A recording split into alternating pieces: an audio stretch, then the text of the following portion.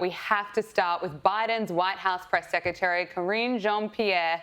My goodness, the woman who spent years lying to the American people, completely complicit in the big operation attempting to cover up Biden's decline, now claims that she doesn't want to be a Democrat. She's suddenly an independent and is coming out with a tell-all book, Independent, a look inside a broken White House, outside the party lines. I'm not sure who is going to be forking out for this, but let's just take a quick look back on the role she played as White House press secretary. The gaslighting was on another level.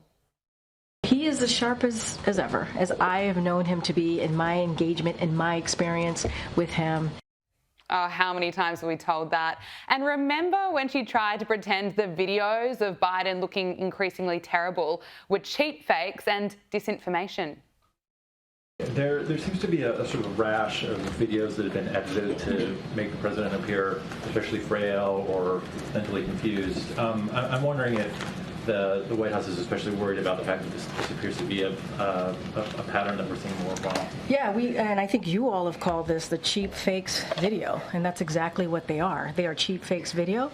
They are done in bad faith, and some of your news organization have been very clear, have stressed that these the right-wing critics of the president have a credibility problem because of the fact checkers have repeatedly caught them pushing misinformation, disinformation.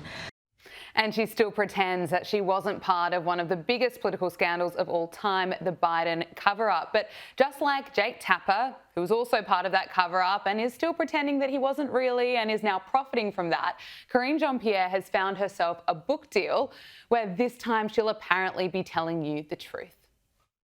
And this is my answer.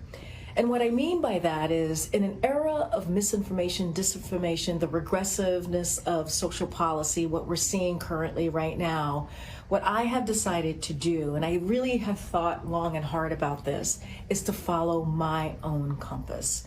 And the PR around this is such a joke. Hatchet Book Group said in a press release, Jean-Pierre didn't come to her decision to be an independent lightly.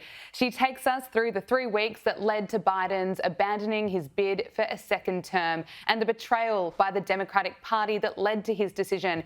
In a hard-hitting yet hopeful critique, Jean-Pierre defines what it means to be part of the growing percentage of our fractured electorate that is independent, why it can be worthwhile to carve a political space more loyal to personal beliefs than a party affiliation, and what questions you need to ask yourself to determine where you fit politically.